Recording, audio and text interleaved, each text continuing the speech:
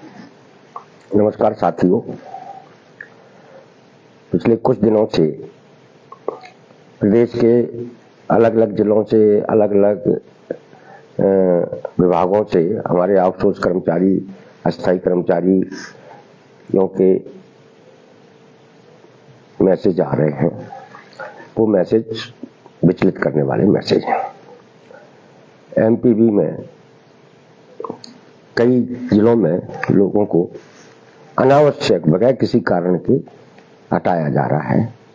चिंताजनक की स्थिति है। ऐसे ही दूसरे विभागों के अंदर भी एक एक दो लोगों को हटाने की कार्रवाइयां की जा रही हैं। अचानक ये जो कार्रवाइयां शुरू हुई हैं, ये कार्रवाइयां कंपनी, सरकार और अधिकारियों की मिलीभगत से लोगों को डराने के मकसद से की जा रही है। उसका दूसरा कारण और है कि मध्य प्रदेश में ये जो आउटसोर्स कंपनियां हैं, एजेंसियां हैं, उन्होंने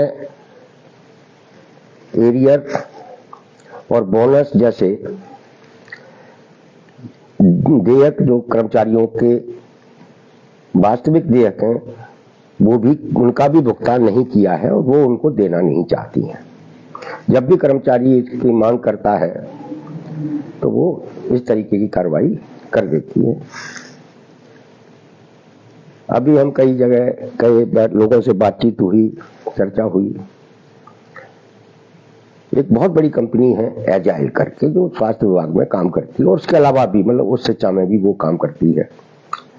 एजाइल ने के खिलाफ अभी हमारे अलग अलग जिलों में बड़े आंदोलन हुए, हड़ताल भी हुई। खंडवा में हुई, शिवपुरी में हुई, इंदौर में भी स्वास्थ्य विभाग के मेडिकल कॉलेज के आउटसोर्स कर्मचारियों ने की, ग्वालियर में भी हुई और भी कई जगह ज्ञापन दिए गए, सिर्फ इस बात के लिए कि हमारा 11 महीने का एरियर और बोनस का भुगतान कर दिया जाए।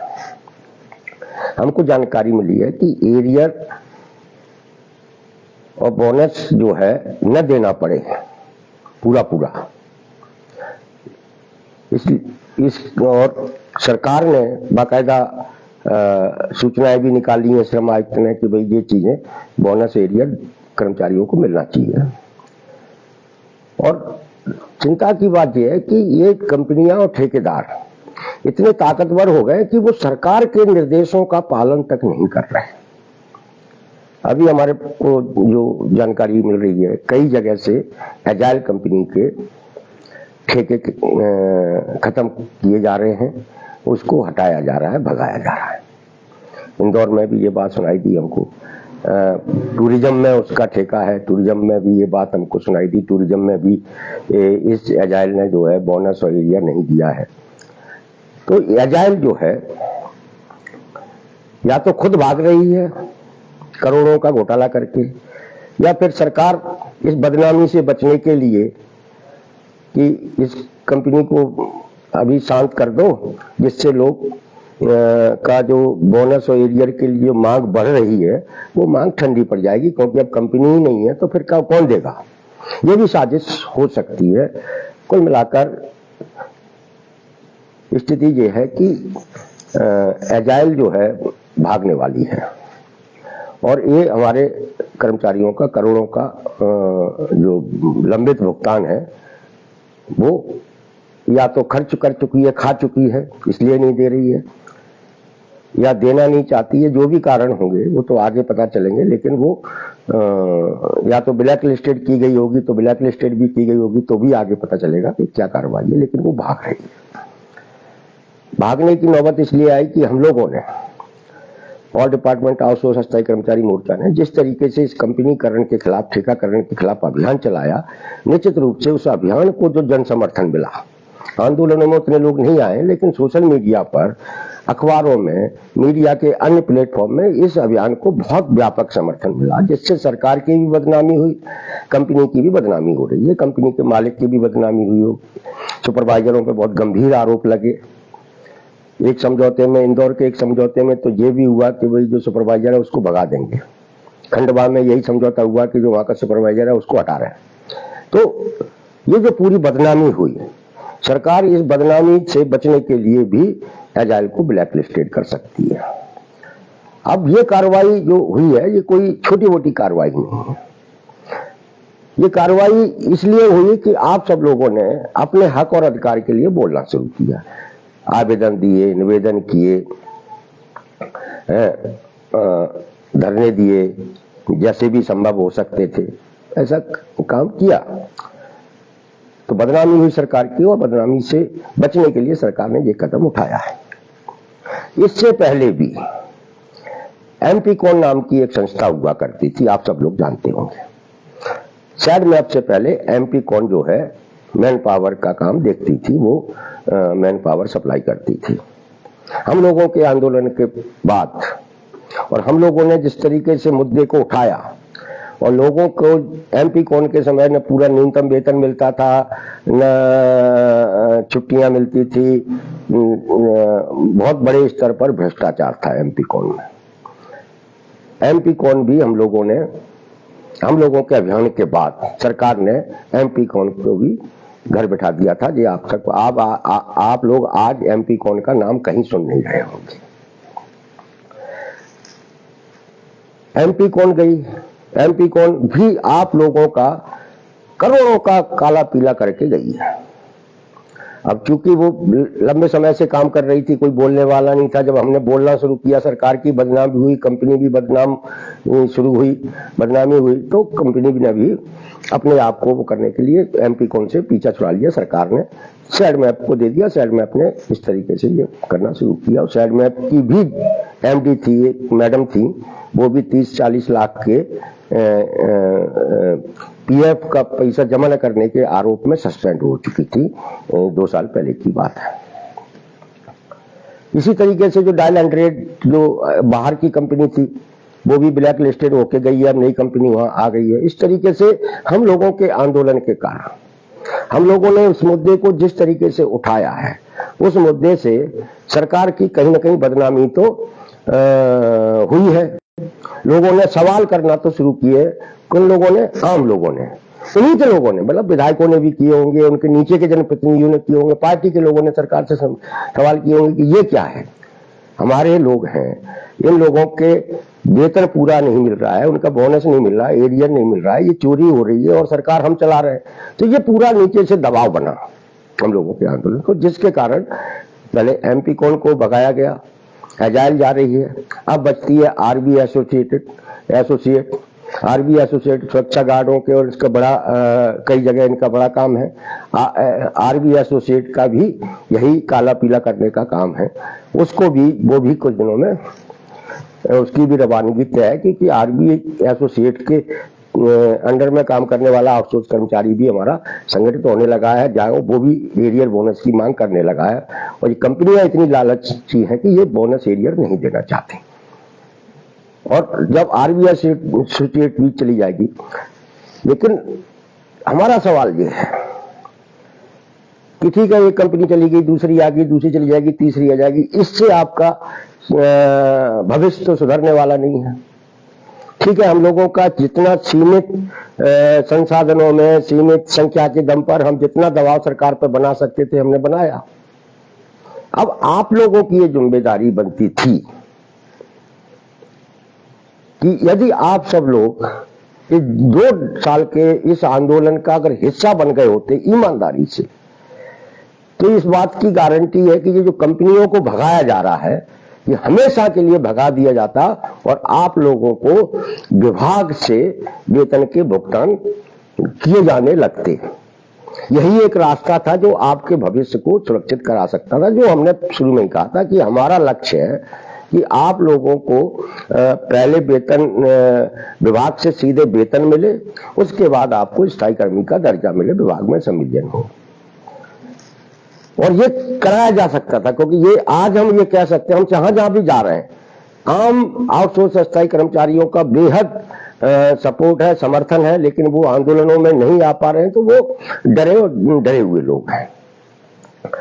उनको कंपनियों ने बहुत डरा के रखा है, और जब तक ये कंपनियों को अपन नहीं डराएंगे तब तक आउटसोर्स कर्मचारी भी का डर निकलेगा नहीं। तो हम लोगों ने इतना तो कर लिया तो भाई इतनी सारी कंपनियां, मतलब दर्जनों कंपनियों को हम लोग ब्लैक लिस्टेड करा चुके हैं इस अभियान के जरिए। अब आप लोग घर से नहीं निकलेंगे तो जो दूसरा लक्ष्य था हमारा कि आप लोगों को विभाग से वेतन मिले, उसे नहीं पा सकते।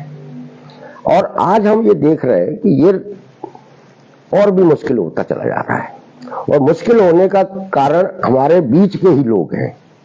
मैं जब सोशल मीडिया पे देखता हूं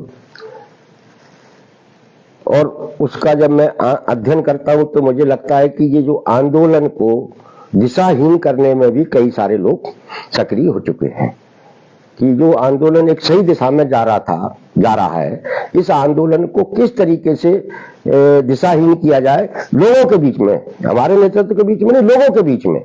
और इसलिए हम आए दिन देखते हैं यूट्यूब चैनलों पर इधर उधर कुछ वीडियो, ब्रेकिंग न्यूज, ये वो, ये 25,000 तनख्वाह, फलाना ढिमका, ये तमाम सारी चीजें चलती रहती हैं। ये क्या हो रहा है? इससे क्या हो रहा है? इससे नुकसान जो हो रहा है वो ये है कि इस क्रांति आंदोलन ने लोगों के अंदर जो अवेयरनेस पैदा की है, जो जागरूकता, उनको जागरूक बनाया है और उनके अंदर एक गुस्सा पैदा किया है।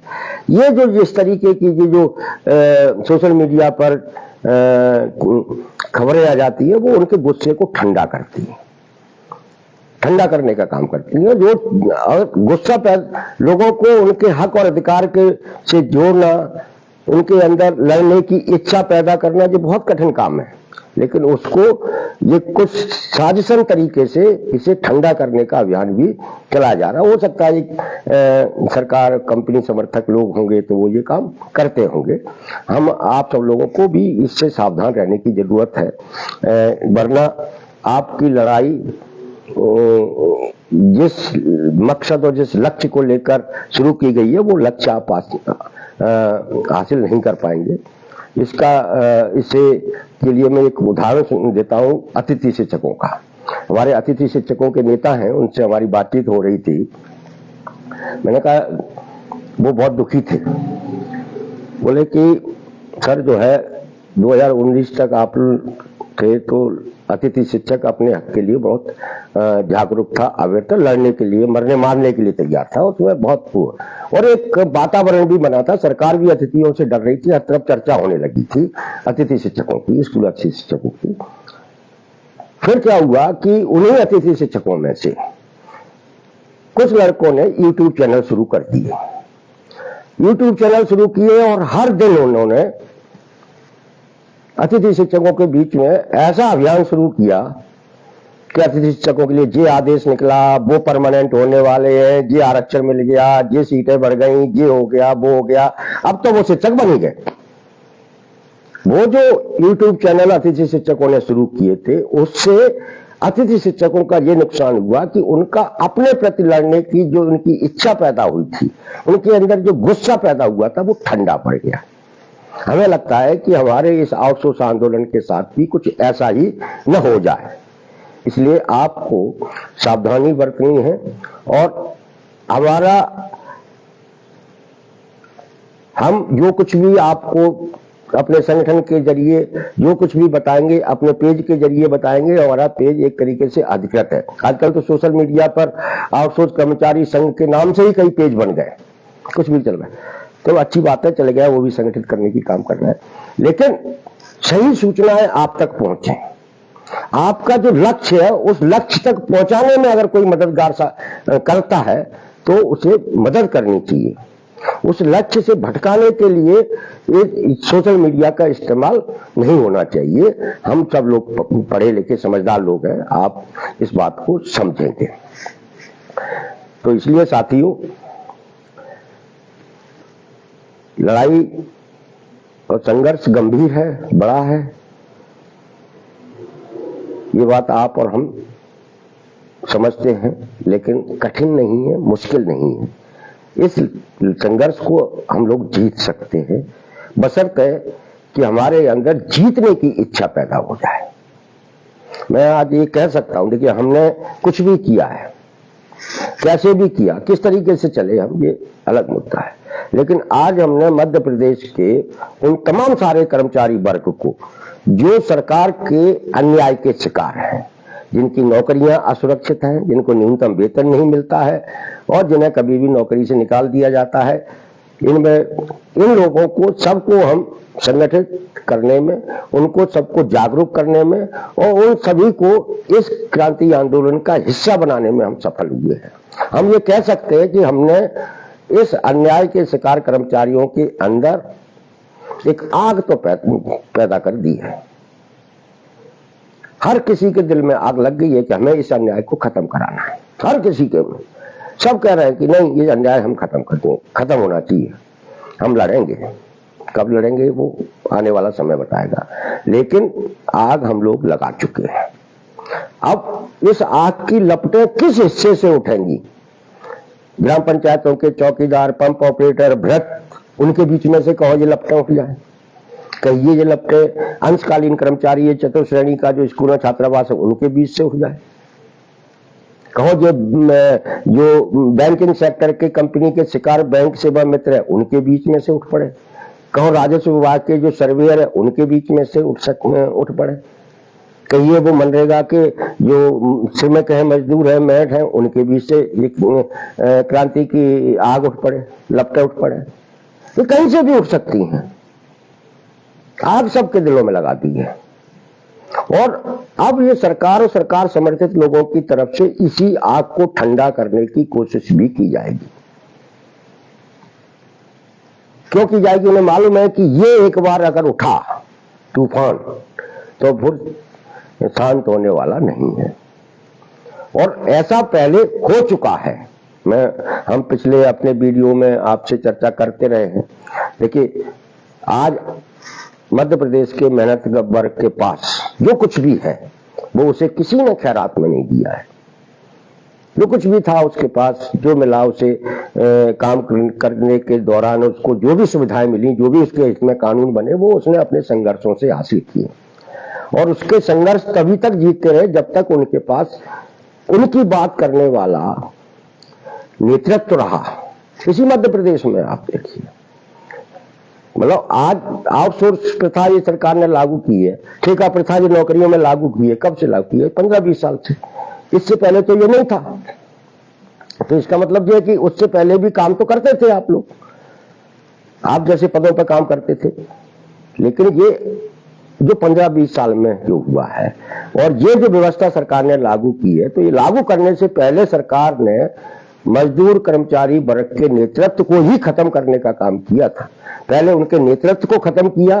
नेतृत्व से मेरा मतलब यह है कि ऐसे लोग नहीं मध्य प्रदेश में होना चाहिए जो इनकी बात करें, तो वो खत्म किए गए और जो इन लोगों के बीच में काम कर रहे हैं उन्हें अपना पिछलग्गू बना लिया गया, अपने इर्द गिर्द इकट्ठा कर लिया गया, जो सरकार के खिलाफ नहीं बोलते। तो कहने का तात्पर्य यह है कि उन्होंने ये व्यवस्था लागू करने से पहले आपके लिए बोलने वाले नेतृत्व को खत्म किया गया और इसी कारण से लाखों लाख लोगों से वो 20 साल से गुलामी कराती हुई चली आ रही है सरकार। अलग लगता है कोई भी हो, मतलब किसके साथ अन्याय नहीं हो रहा।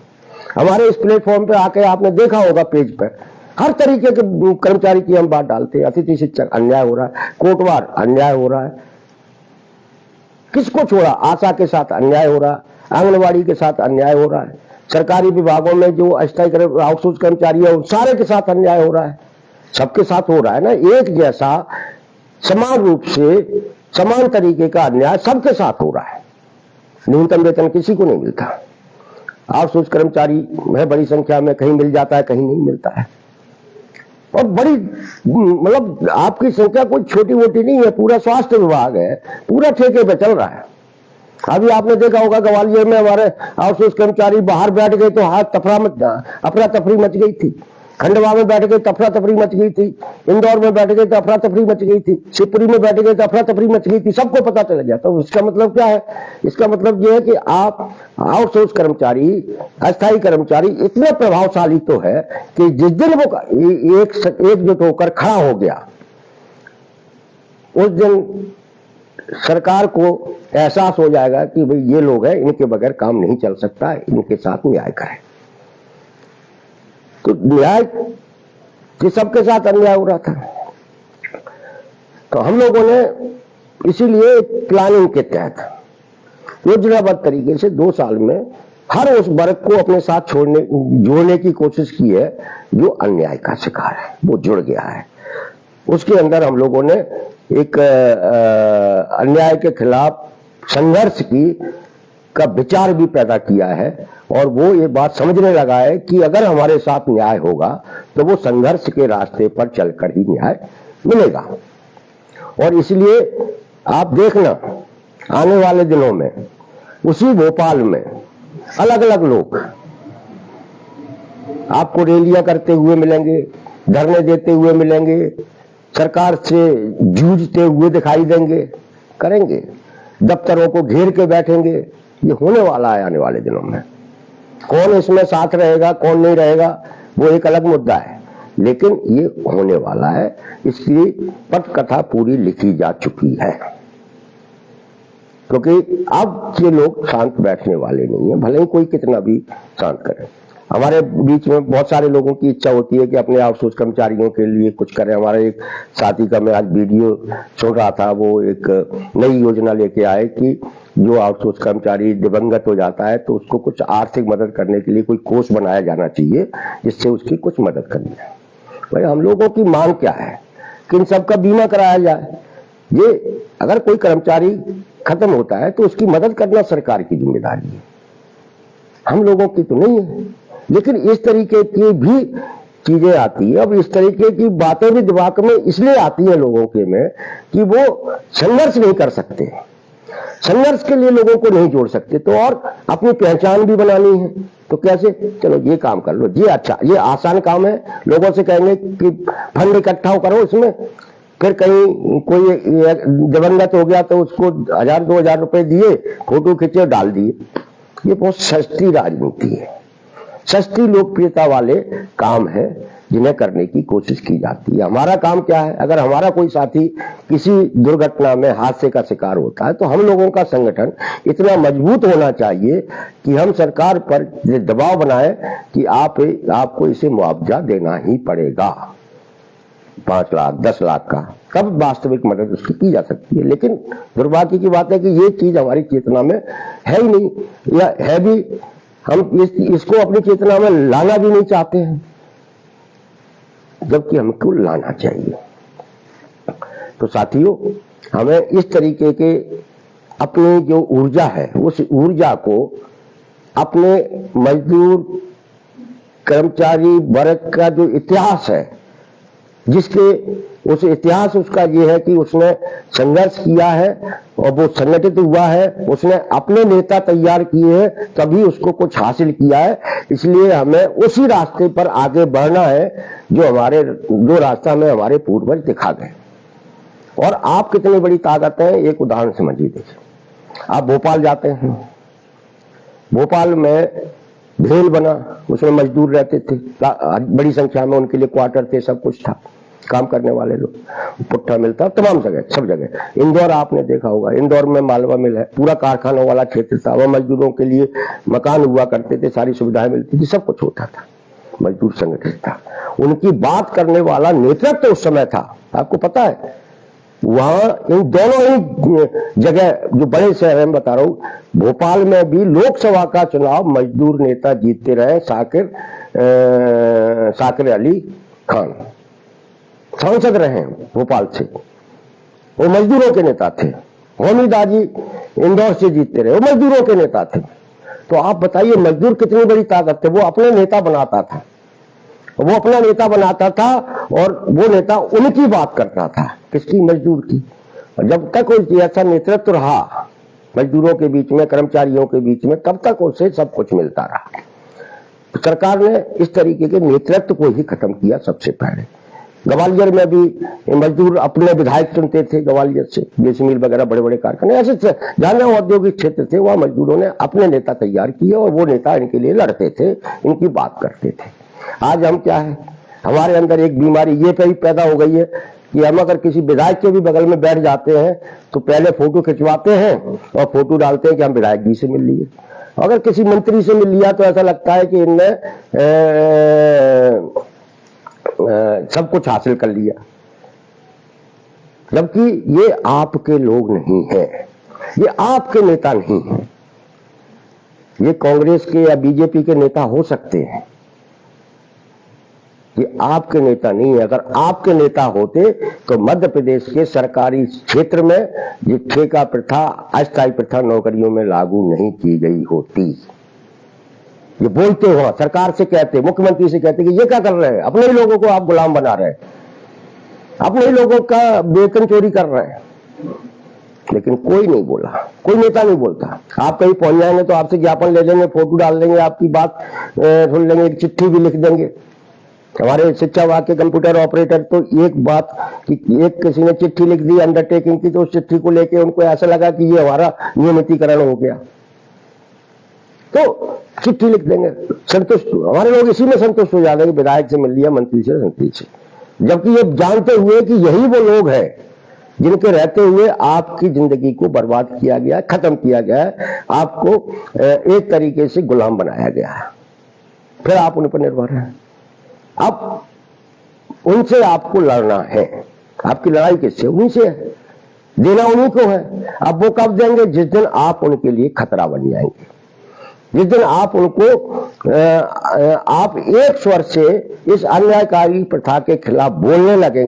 मैंने आपको बताया है, एमपी कौन, जिसका कोई बाल वाका नहीं कर सकता, भगाई गई, ना वो निशान नहीं है। एजाइल आपको बोलना पड़ेगा, और आपको उतनी तेज आवाज में बोलना पड़ेगा कि सरकार सुनने को मजबूर हो।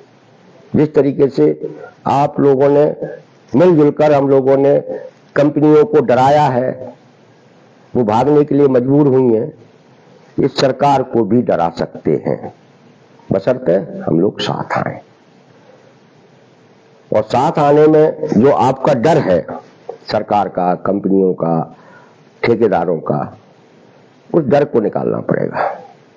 जब तक आपका डर नहीं निकलेगा, तब तक आप अपने साथ हो रहे अन्याय को खत्म नहीं करा सकते।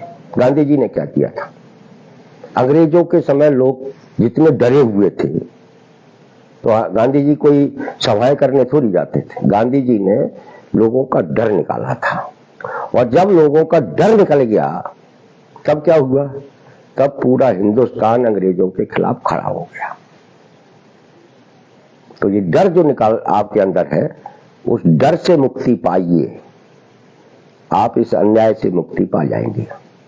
आपने उमा भारती जी का मैंने एक वीडियो डाला था, बहुत वीडियो सुनना। आपके लिए कोई लड़ने वाला नहीं है, आपके लिए कोई बोलने वाला नहीं है। ये पूरा समाज, और समाज का जो धनाढ्य वर्ग है, वो बहुत ही असंवेदनशील समाज है, बना दिया गया है। उसे सिर्फ उत्सव महोत्सव से और अपने हित की स्वार्थी समाज बनकर तैयार हो चुका है हिंदुस्तान का एक बड़ा वर्ग। उमा भारती जी क्या कह रही हैं?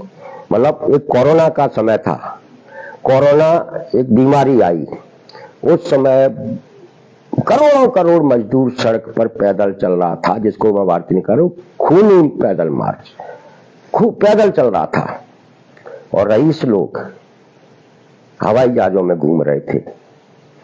हमारा समाज ने, हमारे लोगों ने, किसी ने सरकार से ये सवाल नहीं किया कि आपने अचानक रातों रात जनता कर्फ्यू लगाकर जो गाड़ियां खड़ी करवा दी, ट्रेनें खड़ी करवा दी, ये अमानवीयता है, क्रूरता है, आपको ऐसा नहीं करना चाहिए। नतीजा क्या हुआ?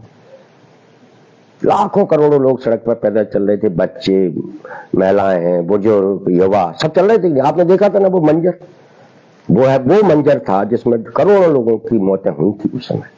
सरकार ने आज तक आंकड़ा जारी नहीं किया उस मौतों का। और आप देखिए, उस समय भी समाज का एक वर्ग क्या कर रहा था? मोमबत्ती जला रहा था, थालियां बजा रहा था, फूल बरसा रहा था, घंटी बजा रहा था। क्यों बजा रहा था भाई? लोग पैदल जा रहे हैं, भूखे प्यासे मर रहे हैं, लाशों के ढेर लगे हुए हैं, और ये समाज ताली बजा रहा था, थाली बजा रहा था। तो ये समाज असंवेदनशील समाज बना दिया गया है, खास करके कि संपन्न वर्ग को। वो आपके लिए बोलने वाला नहीं। और जो राजनीतिक पार्टियों में जो नेता जा रहे हैं, कार्यकर्ता जा रहे हैं, वो भी उसी वर्ग से जा रहे हैं। तो उन्हें आपसे क्या लेना देना? मैं उमा भारती ने इतनी बेहतरीन बात खोली है, मैं उस महिला की हिम्मत को दाद दूंगी। ये बात कायदे से हर नेता को बोलना चाहिए कि भाई ये कैसा सरकार, निरंकुश कैसी सरकार थी, कैसा समाज था जो लाशों पर तालियां बजा रहा था, थालियां बजा रहा था। लेकिन किसी ने सरकार से जब ये सवाल नहीं किया कि भाई आपने ऐसा क्यों किया। अब जो लाखों करोड़ों लोगों की मौत पर जो समाज चुप था, जो सरकार चुप थी, वो आपके साथ हो रहे आर्थिक अन्याय पर नहीं कैसे बोलेगी। सोचिए जरा, ये लड़ाई हम जो लोग लड़ रहे हैं वो बहुत बड़ी और गंभीर लड़ाई है, और आप लोगों को इस लड़ाई को लड़ना पड़ेगा क्योंकि अन्याय आपके साथ हो रहा है। आप ये सोचेंगे कि कोई विधायक आके आपकी लड़ाई लड़ लेगा, वो ठीक है, विधानसभा में सवाल लगा देगा, जवाब दे देगा, वहां जो हो रहा है वो तरह आप कभी बुलाएंगे तो भाषण दे देंगे आपके बीच में, लेकिन वो आपके लिए सड़क पर धरना देने वाले नहीं है, भूख हड़ताल करने वाले नहीं है, अनशन करने वाले नहीं है। ये सारी चीजें आपको ही करनी पड़ेंगी। आपको इसलिए करनी पड़ेंगी क्योंकि आपको अपने आने वाली पीढ़ी का भी भविष्य को सुरक्षित कराना है। आप सोचिए, जब क्लास 3 और क्लास 4 पूरा खत्म कर दिया सरकार ने, पूरा खत्म कर दिया, और आप जिस परिवारों से आते हैं, जो दलित, आदिवासी, ओबीसी, मध्यम वर्ग, गरीब जो लोग हैं, उनके लोगों बच्चों के लिए कौन सी नौकरी होती है? यही नौकरी होती है, कंप्यूटर ऑपरेटर की, क्लर्क की, माली की, ड्राइवर की, सफाई कर्मी की, चपरासी की, चौकीदार की, यही नौकरी होती है। अब यही नौकरी खत्म कर दी तो आपके आने वाली पीढ़ियों को कहां से नौकरियां मिलेंगी? सबके तो बच्चे कलेक्टर नहीं बन सकते, एसडीएम नहीं बन सकते, एसपी नहीं बन सकते। अस्पताल भी चल रहा है तो अस्पताल में वार्ड बॉय भी लगेंगे, सुरक्षा कर्मी भी लगेंगे, ये सारी नौकरी खत्म कर दी। तो साथियों, हम जो आपसे चर्चा करते हैं, कभी भावनाओं में बहकर कुछ भी थोड़ा कुछ बोल जाते हैं, उसको आप अन्यथा न लें, लेकिन स्थिति बाकी बहुत चिंताजनक है। आप देखिए, पूरे मध्य प्रदेश में एक सुरक्षा गार्ड सरकार का नहीं है, सब ठेके पे है, और उनके साथ चोटियाई हो रही है, एक कंप्यूटर ऑपरेटर नहीं। और सरकार कह रही है कि हमने ये कर दिया, वो कर दिया, फलाना कर दिया, क्या कर दिया? विकास हो रहा है सरकार की चेतना में, और सरकार विकास का मतलब है सरकार के लिए सिर्फ पुल बना देना, सड़कें बना देना, बड़ी बड़ी बिल्डिंगें बना देना। सरकार इसी को विकास कह रही है, और हम लोग भी उसी को देखकर इसे विकास मान रहे हैं। बड़े बड़े पुल बन रहे हैं, लेकिन मानव असली विकास तो मानवता का विकास होता है, और मानवता का विकास जब होता है जब उसके पास पैसा होता है, और मनुष्य के पास पैसा पहुंचता है नौकरी से। तो आपने मनुष्य का विकास तो रोक दिया। अब किन मनुष्यों का विकास रोका? आजकल बहस चल रही है, आप देखेंगे किसका विकास रोका? जितने लोग नौकरी कर रहे हैं सब हिंदू हैं, सब हिंदू हैं, चाहे वो दलित हो, आदिवासी हो, ओबीसी हो, मध्यम वर्ग के लोग, सारे हिंदू हैं। बमुश्किल थोड़े बहुत मुस्लिम होंगे या दूसरे धर्म के होंगे। तो आपने एक हिंदुओं के एक बहुत बड़े समूह को, समुदाय को, जो सरकारी और निजी क्षेत्र का जो ठेका मजदूर है उसको मिला के 50 लाख से ज्यादा हैं, उनको आपने गुलाम बना लिया। कैसा हिंदुत्व, कैसे हिंदुओं की सरकार, कैसा विकास, क्या? सोचिए जरा, सोचना पड़ेगा। अगर नहीं सोचोगे और तो इसी तरीके से अंदर ही अंदर कुड़कुड़ के जीते रहोगे। तो साथियों, हम लोग जो है अपने स्तर पर जो प्रयास कर सकते हैं कर रहे हैं। जनवरी में हम माननीय न्यायालय में भी जाने वाले हैं, एक PIL लगाने वाले हैं, सामूहिक PIL, उसकी तैयारी भी चल रही है। हम इस संबंध में कुछ वकीलों से भी बातचीत की है, उन्होंने भी कहा कि बहुत अच्छा वो है।